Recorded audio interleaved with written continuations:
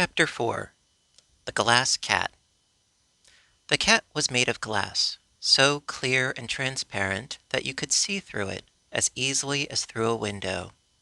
In the top of its head, however, was a mass of delicate pink balls which looked like jewels, and it had a heart made of a blood-red ruby. The eyes were two large emeralds, but aside from these colors, all the rest of the animal was clear glass, and it had a spun glass tail that was really beautiful. "Well, Doc Pipt, do you mean to introduce us, or not?" demanded the cat in a tone of annoyance. "Seems to me you're forgetting your manners." "Excuse me," returned the magician. "This is Unc Nunkie, the descendant of the former kings of the Munchkins, before this country became a part of the land of Oz." "He needs a haircut," observed the cat, washing its face. "True," replied Unc, with a low chuckle of amusement. "But he has lived alone in the heart of the forest for many years," the magician explained, "and although that is a barbarous country, there are no barbers there." "Who is the dwarf?" asked the cat. "That is not a dwarf, but a boy," answered the magician. "You have never seen a boy before. He is now small because he is young. With more years he will grow big and become as tall as Unc Nunkie." "Oh, is that magic?" the glass animal inquired. "Yes, but it is nature's magic, which is more wonderful than any art known to man. For instance, my magic made you, and made you live, and it was a poor job, because you are useless and a bother to me. But I can't make you grow. You will always be the same size, and the same saucy, inconsiderate glass cat, with pink brains and a hard ruby heart."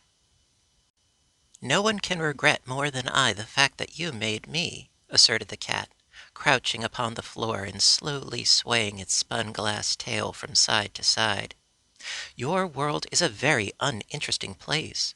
I've wandered through your gardens and in the forest until I'm tired of it all. And when I come into the house, the conversation of your fat wife and of yourself bores me dreadfully." "That is because I gave you different brains from those we ourselves possess, and much too good for a cat," returned Dr. Pipt. "Can't you take 'em out, then, and replace them with pebbles, so that I won't feel above my station in life?" asked the cat pleadingly. "Perhaps so. I'll try it, after I've brought the Patchwork Girl to life," he said. The cat walked up to the bench on which the Patchwork Girl reclined, and looked at her attentively. "Are you going to make that dreadful thing live?" she asked. The magician nodded. "It is intended to be my wife's servant maid," he said. "When she is alive, she will do all our work and mind the house. But you are not to order her around, Bungle, as you do us. You must treat the Patchwork Girl respectfully." "I won't. I couldn't respect such a bundle of scraps under any circumstances." "If you don't, there will be more scraps than you will like," cried Margaret angrily. "Why didn't you make her pretty to look at?" asked the cat. "You made me pretty, very pretty indeed, and I love to watch my pink brains roll around when they're working, and to see my precious red heart beat." She went to a long mirror as she said this, and stood before it, looking at herself with an air of much pride. "But that poor patched thing will hate herself when she's once alive," continued the cat. "If I were you, I'd use her for a mop, and make another servant that is prettier." "You have a perverted taste," snapped Margaret, much annoyed at this frank criticism. "I think the Patchwork Girl is beautiful, considering what she's made of. Even the rainbow hasn't as many colors, and you must admit that the rainbow is a pretty thing." The glass cat yawned and stretched herself upon the floor. "Have your own way," she said. "I'm sorry for the Patchwork Girl, that's all." Ojo and Unc Nunkie slept that night in the magician's house, and the boy was glad to stay because he was anxious to see the Patchwork Girl brought to life. The glass cat was also a wonderful creature to little Ojo, who had never seen or known anything of magic before, although he had lived in the fairyland of Oz ever since he was born. Back there in the woods, nothing unusual ever happened. Unc Nunkie, who might have been king of the Munchkins, Had not his people united with all the other countries of Oz in acknowledging Ozma as their sole ruler, had retired into this forgotten forest nook with his baby nephew, and they had lived all alone there. Only that the neglected garden had failed to grow food for them, they would always have lived in the solitary blue forest. But now they had started out to mingle with other people, and the first place they came to proved so interesting that Ojo could scarcely sleep a wink all night. Margaret was an excellent cook, and gave them a fine breakfast.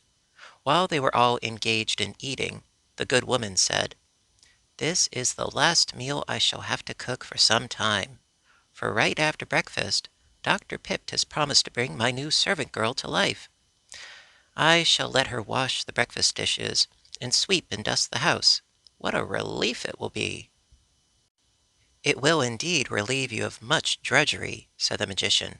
"By the way, Margaret, I thought I saw you getting some brains from the cupboard while I was busy with my kettles. What qualities have you given your new servant?" "Only those that a humble servant requires," she answered. "I do not wish her to feel above her station, as the Glass Cat does. That would make her discontented and unhappy, for of course she must always be a servant."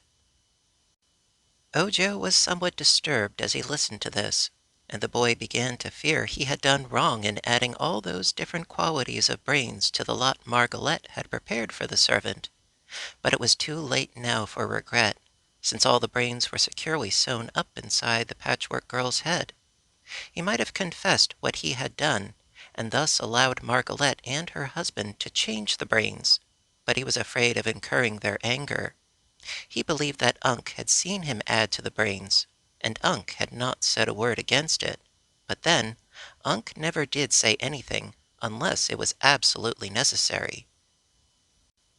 As soon as breakfast was over, they all went into the magician's big workshop, where the Glass Cat was lying before the mirror, and the Patchwork Girl lay limp and lifeless upon the bench. "Now then," said Dr. Pipt in a brisk tone, "we shall perform one of the greatest feats of magic possible to man, even in this marvelous land of Oz. In no other country could it be done at all. I think we ought to have a little music while the Patchwork Girl comes to life. It is pleasant to reflect that the first sounds her golden ears will hear will be delicious music." As he spoke, he went to a phonograph, which was screwed fast to a small table, and wound up the spring of the instrument, and adjusted the big gold horn. "The music my servant will usually hear," remarked Margaret, "will be my orders to do her work. But I see no harm in allowing her to listen to this unseen band while she wakens to her first realization of life. My orders will beat the band afterward." The phonograph was now playing a stirring march tune, and the magician unlocked his cabinet and took out the gold bottle containing the Powder of Life.